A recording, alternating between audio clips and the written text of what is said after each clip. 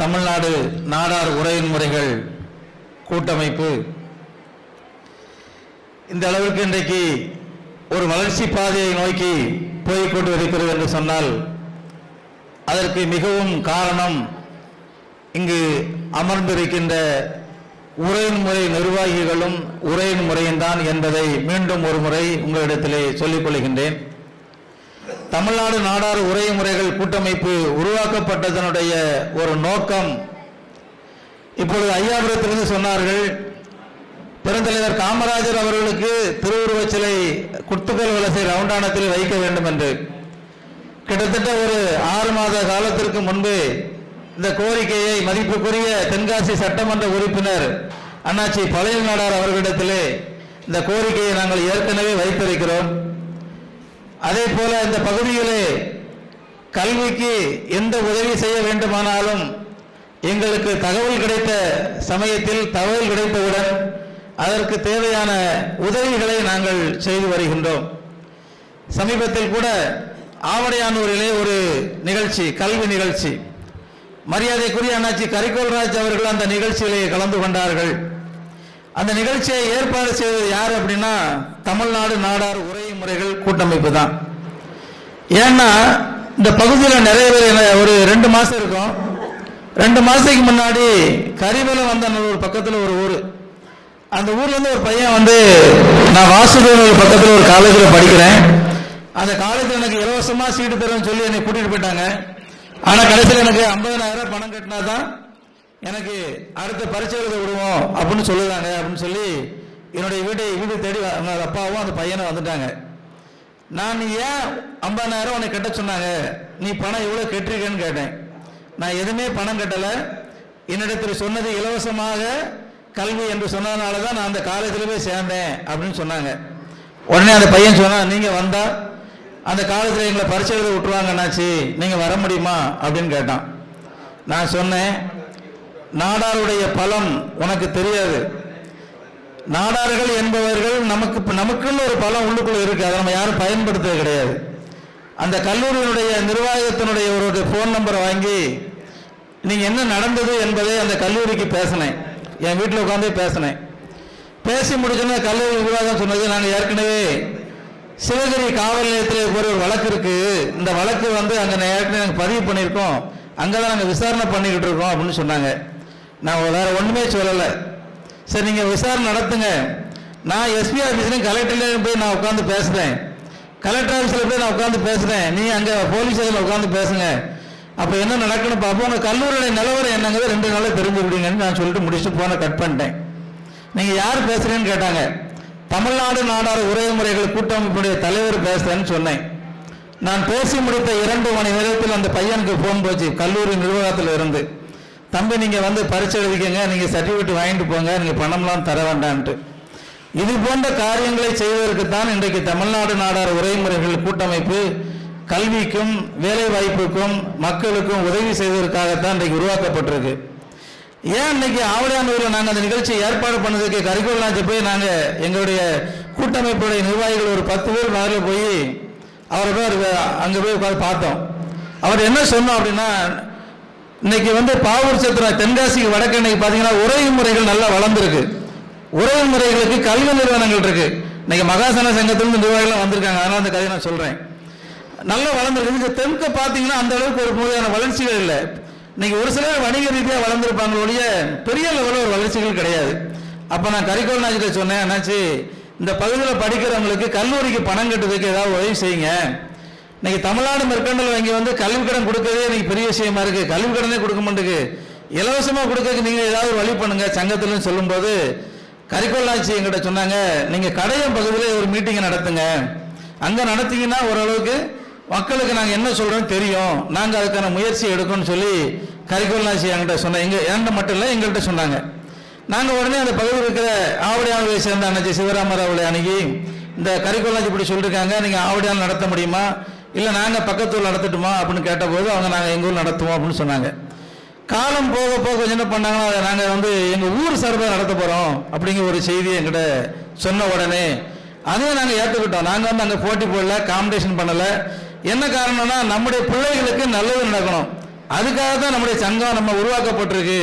இதுல போய் நம்ம ஒரு காம்படிஷன் உருவாக்கிடக்கூடாது, கிடைக்கின்ற ஒரு வாய்ப்பை கெடுத்துடக்கூடாது அப்படிங்கிறதுக்காக ஆவடியான ஒரு மக்கள் நல கமிட்டி சார்பு நடத்தணும்னு சொன்னோன்னா அதுக்கு நாங்கள் விட்டு கொடுத்து அந்த இடத்த நீங்கள் நடத்துங்க, எங்கள் பேரை போராட்டாலும் பரவாயில்ல அப்படின்னு சொல்லி தான் அந்த நிகழ்ச்சி எனக்கு நடந்தது.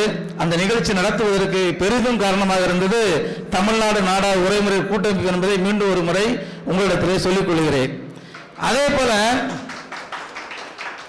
கரிகோல்ராஜுக்கு வந்து ஒரு எலெக்ஷன் தேர்தல் நடந்துச்சு. ஏன்னா எல்லாம் இன்னைக்கு ஒரே முறை நிர்வாகிகள் வந்திருக்கீங்க, அதனால சொல்றேன். தேர்தல் நடந்துச்சு. அந்த தேர்தலில் நான் உண்மையிலே கரிகோல்ராஜ் ஓட்டு போடக்கூடாதுன்னு சொன்னேன். மத அண்ணாச்சிக்கெல்லாம் தெரியும், வீட்டுக்கு அண்ணாச்சிலாம் பேசினாங்க. ஏய் நீ என்னப்பா வேலை பார்த்துக்கிட்டு இருக்க, நீ சும்மா இருக்க மாட்டியா அப்படிலாம் கேட்டாங்க. அதுக்கு ஒரு காரணம் இருக்கு. அன்னைக்கு அண்ணாச்சிலாம் இருக்கிற அந்த வாய்ப்பு நான் சொல்றேன்.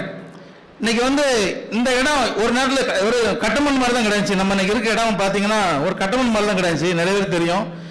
தெசமட சங்கத்திலிருந்து கெட்டதுக்கு பல முறை பல விதமான கோரிக்கைகளை வைத்து பல பெரிய மனிதர்களுக்கு உதவி செய்து காளிதாசனாச்சுலாம் நிறைய விஷயங்களை அதில் பண்ணி இன்னைக்கு இந்த இடத்துல வந்து இன்னைக்கு ஒரு கட்டடம் இருக்கு. நம்ம ஒரே மாதிரிலாம் இருக்கோம்னா அது பெரிய விஷயம். அது இன்னைக்கு எதுக்கு இந்த நிகழ்ச்சி கூட இங்கே நடத்தணும் அப்படின்னா, இன்னைக்கு கிராமங்களில் இருக்கிறவங்களுக்கு குற்றாலத்தில் நாடாருக்கு ஒரு பில்டிங் இருக்கான்னு யாருக்குமா தெரியானா ஒரு 10% தான் தெரியும். இப்படி ஒரு பில்டிங் இருக்கு, நம்ம சமுதாய பில்டிங்கு ஒரு தெரியும். இது வந்து நம்ம சமுதாயத்தை சேர்ந்தது, நம்ம உரிமைப்பட சொத்து, நம்ம சொத்து, ஒவ்வொருத்தருடைய சொத்து. அதனால நமக்கு தெரிஞ்சுக்கணும் அப்படிங்கிறதுக்காக தான் நாங்கள் இந்த குற்றாலத்தில் இந்த நிகழ்ச்சி ஏற்பாடு பண்ணேன். எல்லாரும் குடும்பமாக வரணும் அப்படிங்கிறதுக்காக தான் இந்த நிகழ்ச்சியை வந்து இன்னைக்கு இந்த இடத்துல ஏற்பாடு பண்ணோம். எதுக்காக நான் கரிகோல்ராஜ் ஐயக்கனை ஓட்டு போடாங்கன்னு சொன்னா ஒரே ஒரு காரணம் தான். இன்னைக்கு குற்றாலத்தில் இதே மாதிரி ஒரு இடம் இங்க நாடார் மகாசன சங்கத்துக்கும் இங்க இருக்கு. அந்த இடத்த போய் நான் ஒரு நாள் போய் பார்த்தேன். அந்த இடத்துல எஸ்கேடி ராமச்சந்திரன், சிவகாசியை சேர்ந்த ஐயா நாடார் இவர்கள்லாம் அன்னைக்கு அந்த பில்டிங்கை கட்டி திறந்து வச்சிருக்காங்க. அந்த கல்வெட்டுலாம் இருக்கு. அந்த பில்டிங்லாம் ஒரு இடிஞ்சு போய் இன்னைக்கு இருக்கு. ஏன் இந்த பில்டிங்கை வந்து இவங்கெல்லாம் கட்டாமல் இருக்காங்க? இன்னைக்கு வடக்கிருந்து வரவன் இன்னைக்கு பார்த்தீங்கன்னா ஒவ்வொரு இடமும் சீசன்லையும் சரி அன்சீசன்லையும் சரி இல்லை ஒரு ஐயப்ப சீசன்லையும் சரி அவங்க பார்த்தீங்கன்னா இடத்துக்கு அலைமோதிக்கின்ற இடங்கள் எவ்வளோ சூழ்நிலை இருக்கு. நமக்கு சமுதாயத்துக்குன்னு ஒரு இடம் இருக்கு. ஏன் நம்ம நினைச்சு இன்னைக்கு அதை கட்ட முடியாதா? ஏன் இவங்க இத்தனை வருஷம் கட்டல? அதனால தான் நான் அவரை ஏற்று வேலை பார்த்தேன். அண்ணாச்சி அப்போ அண்ணாச்சி ஓட்டு போடல, இன்னொரு புதுசாக ஒரு நிர்வாகம் வந்துட்டா அப்போ இதை கட்டுவாங்கல்ல அப்படிங்கிறத வேலை பார்த்தேன். ஒழிய கரிகோல்ராஜுக்கும் எனக்கும் எந்த மாதிரி சொத்து சண்டையும் கிடையாது, அவருக்கும் எனக்கு எந்த பகையும் கிடையாது. இதுதான் அதுக்கு ஒரு காரணம். நான் அண்ணாச்சி மதநாச்சில் சொன்னேன், அண்ணாச்சி இந்த பில்டிங்கை சீக்கிரம் கட்டி முடிங்க அண்ணாச்சின்னு. அதுக்கான வேலையை செய்யறதுக்கான பணியை நாங்கள் கண்டிப்பாக செய்வோம்னு சொல்லி மதன் அண்ணாச்சி, கணேசன் ஆச்சு, அண்ணன் விவேகானந்தெல்லாம் அந்த இன்னைக்கு மகாசன சங்கத்தில் முக்கிய நம்ம உறுப்பினராக இருக்கோம், ஆனால் அவங்க ஒரு முக்கிய பொறுப்பில் இருக்காங்க. அதனால அவங்க அதை செய்யணும் அப்படிங்கிறதுக்காக தான் அன்னைக்கு கரிகோல்ராஜ் நாங்கள் ஏற்று ஓட்டு கேட்டோம். ஆனால் நம்ம மக்கள் எப்படி இருக்காங்க அப்படின்னா, இவன் வந்து கரிகோல்ராஜ் ஏற்றுட்டான், அப்போ இன்னைக்கு இன்னொரு டீம் ஆதரவாக இருக்கு, அவனோட இவன் பேசக்கூடாது. இல்லை அவனுக்கு ஆதரவாக இருந்தால் இவன்கிட்ட பேசக்கூடாது. ஏன் பேசக்கூடாது? அவனும் நாடாரு இவனும் நாடாரு, நம்ம உரிமை சொத்து, நம்ம ஏன் பேசக்கூடாது? அப்போ 100 நாடாரு கரிகோல்ராஜ் பேசிட்டாரியா? அப்போ கரிகோல்ராஜ் ஏதோ வாங்கிட்டாரியா? அவர் என்ன தருவார்? கரிகோல்ராஜ் என்ன தருவார்? அவர்கிட்ட கையில் வாட்சி கூட கிடையாது கழட்டி தருவாரு. அவர் என்ன தருவாரு? எனக்கு ஒன்றும் புரியல. எனக்கு நான் என்ன நினைக்கிறேன், யார்கிட்ட பேசுவோம், நமக்கு உரிமை இருக்கு.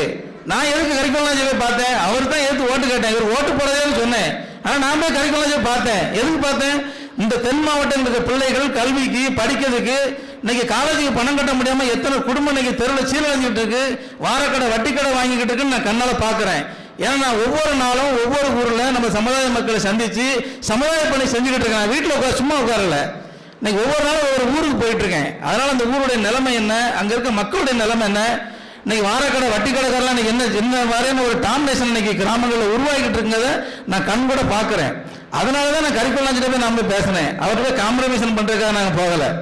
அப்போ இது மாதிரி சில விஷயங்களை சில மனிதர்கள் சில பெரிய மனிதர் அதுவும் கொச்சப்பட்டிருப்பது நம்மள மாதிரி எல்லாம் கிடையாது. இருக்கிற பெரிய ஆளுக்காக அதையும் கொஞ்சம் இந்த மாதிரி நேற்று போய் கரிகோல்ராஜை பார்த்து வந்துட்டான், நேற்று போய் கணேசனை பார்த்து வந்தான், காளிதாசை பார்த்து வந்துட்டான். ஏன் பார்த்தா என்ன, எல்லாரும் நாடார் தானே, நமக்கு உரிமை இருக்குல்ல. அவங்க அந்த பதவியில் இருக்கிறதுனால நம்ம பார்க்குறோம். இன்னைக்கு காளிதாசனாச்சி வந்து தெச்சனமட சங்க தலைவராக இருக்கிறதுனால தான் நம்ம கேட்குறோம், தெச்சனமட சங்கத்தை செஞ்சு கொடுங்க அப்படின்னு கேட்குறீங்க. நம்ம கேட்க மாட்டோம். கரிகோல்ராஜ் மாணவர் மகாசன சங்கத்தினுடைய பொதுச் செயலாளர் இருக்கிறதுனால தான் அவரை போய் கேட்கிறோம், அண்ணாச்சி எங்களுக்கு செஞ்சுட்டாங்க அப்படின்ட்டு. ஆனால் இது போன்ற விஷயங்களை தமிழ்நாடு நாடார் உறவு கூட்டமைப்பு இன்னைக்கும் ஒரு ஈகோ பார்க்காது, அவர் பெரியவரா இவர் பெரியவரா அப்படிலாம் பார்க்காது.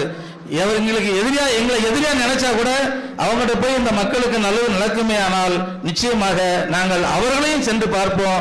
அதுக்காக தான் இன்னைக்கு இந்த தமிழ்நாடு நாடா உறவுமுறை கூட்டமைப்பு தொடங்கப்பட்டு இருக்கு என்பதை உங்களிடத்தில் தெரிவிக்கொண்டு வாய்ப்புக்கு நன்றி கூறி விடைபெறுகிறேன். நன்றி, வணக்கம். அடுத்தபடி பராமரிப்பு குழு தலைவராக இருக்கின்ற என்னுடைய கால் நூற்றாண்டு நண்பர் என்னுடைய அண்ணன் ராஜசேகர பாண்டியன் அவர்கள் இப்பொழுது சிறப்புரையாற்றுவார்கள். தமிழ்நாடு நாடார் உறவின்முறை கூட்டமைப்பின் TNU மாத இதழ் சுரண்டை தொழிலதிபரும் அன்பு அண்ணாச்சியும் KTK காமராஜ் அவர்களே மற்றும் என்னோடு குறும்பலாப்பேரியில் இருந்து வருகின்றிருக்கும் நண்பர்களே மற்றும் நம் நாடார் சமுதாயத்தின் உறவுகளே அனைவருக்கும் என் வணக்கத்தை தெரிவித்துக் கொள்கிறேன். முதல்ல என்னை பற்றி ஒரு சின்ன அறிமுகம். எனக்கு சொந்த ஊர் வந்து குறும்பலாப்பேரி, பாவூர் சத்திரம் பக்கத்தில் இருக்கு. நான் கடந்த ஒரு 25 வருஷமாகவே சமுதாய பணியை ஆற்றி வருகிறேன்.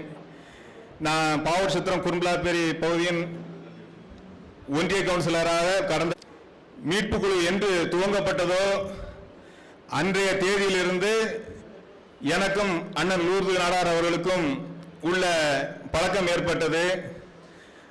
அன்றிலிருந்து தமிழ்நாடு மெர்கண்டைல் வங்கி மீட்பு குழு கூட்டம் எங்கெல்லாம் நடைபெற்றதோ, தமிழ்நாடு முழுக்க பாம்பே வரைக்கும் எங்கெல்லாம் நடைபெற்றதோ அங்கெல்லாமே நாங்கள் 2 பேரும் அத்தனை கூட்டத்திலையும் கலந்துருப்போம், அத்தனை போராட்டத்திலையும் கலந்துருப்போம்.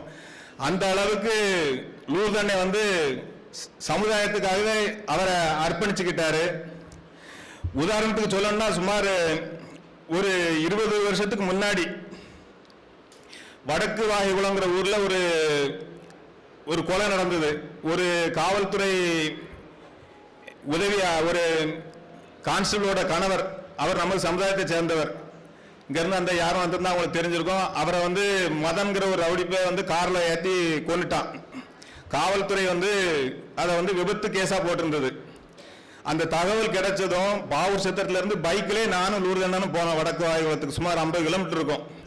போய் அங்க இருக்கவங்களெல்லாம் இப்படி வந்து நம்ம வந்து இது வந்து விபத்துன்னு FIR போட்டதை தடுத்து கொலை கேஸ்ன்னு மாத்தணும்னு சொல்லி நாங்க தான் அந்த 2 பேரையும் அந்த ஊர் முழுக்க ஒரு 2-3 மணி நேரம் வீடு வீடா போய் அந்த மக்கள் எல்லாம் திரட்டி ரோட்டுக்கு மறிக்கணும்னு சொல்லி, அதுக்கு பிறகுதான் வந்து SP வந்தாரு. வந்து அதை கொலை கேஸா மாத்தணும் நானும் லூர்தண்ணன் மட்டும்தான். அதுக்கு பிறகு பாம்பு கோயில் சந்தைன்னு ஒரு ஊர் பக்கத்தில், அந்த ஊர் எனக்கு சரியா ஞாபகத்துக்கு இல்லை, ஒரு சுமார் 20 வருஷம் இருக்கும். கருப்பு பொடியை உடம்புல தடவிட்டு வந்து நம்ம ஆட்கள் மேலே தாக்குதல் நடத்திட்டாங்க. அன்னைக்கும் வந்து லூர்தண்ணனும் நானும் தான் பைக்கில் தான் போனோம். போய் அந்த ஊர்ல இருக்க ஒரு 10-20 பேரை திரட்டி நாங்கள் வந்து கலெக்டரை பார்க்க போறோம், SPயை பார்க்க போறோம் சொன்ன உடனே 1 மணி நேரத்தில் போகாதீங்கன்னு போலீஸ் தடுத்து திருப்பி வந்து அவங்க மேல நடவடிக்கை எடுத்தாங்க. அந்த அளவுக்கு லூர்தண்ணை வந்து சமுதாயத்துக்காக நிறைய பணிகளை செஞ்சுட்டு இருந்திருக்காரு. நிறைய பேர் சொல்லுவாங்க சமுதாயத்துக்கு, இந்த நாடார் சமுதாயத்துக்கு உழைச்சி என்னாச்சுன்ட்டு. ஆனா அப்படி கிடையாது. நான் அந்த சமுதாயத்துக்காக அலைஞ்சிருக்கேன், கூட்டங்களுக்கு போயிருக்கேன், எல்லாமே செஞ்சிருப்பேன். அதுக்கு பிரயச்சித்தமா இந்த சமுதாயம் வந்து எனக்கு வந்து என் மனைவிக்கு வந்து தமிழ்நாடு 17 வருஷத்துக்கு முன்னாடி தமிழ்நாடு மெர்கண்டைல் பேங்க்ல வந்து என் மனைவிக்கு வேலை கிடைச்சது. இன்னைக்கு சம்பளம் 80,000 ரூபாய் சம்பளம் கிடைச்சி இருக்குன்னா அந்த சமுதாயம் தான் அது காரணம். என் உழைப்புக்கு வந்து இந்த சமுதாயம் ஒரு அங்கீகாரத்தை கொடுத்தது. இதெல்லாம் தெரிவிக்கிறதுக்கு எனக்கு இந்த ஒரு வாய்ப்பு அளித்த இந்த கூட்டத்துக்கு நன்றியை தெரிவித்துக் கொள்கிறேன். இந்த பத்திரிகை வந்து இப்போ துவங்கியிருக்காங்க. இந்த பத்திரிகை வந்து தொடர்ந்து நடக்கிறதுக்கு அதுக்கு வருட சந்தான்னு ஏதாவது ஆரம்பிச்சிருந்தா இந்த கூட்டத்தில் லூர்தண்ணை அதை தெரிவித்து இன்னைக்கே வந்து வருட சந்தாவா இருந்தாலும் சரி, ஆண்டு சந்தாவா இருந்தாலும் சரி, அதை நாங்கள் கட்டுறதுக்கு தயாராக இருக்கோம். இந்த பத்திரிகை வந்து இது மூலமா நம்ம சமுதாயம் ஒற்றுமை ஏற்படணும் என்று கூறிக்கொண்டு இந்த வாய்ப்புக்கு நன்றி தெரிவித்து விடைபெறுகிறேன். நன்றி, வணக்கம். நன்றி.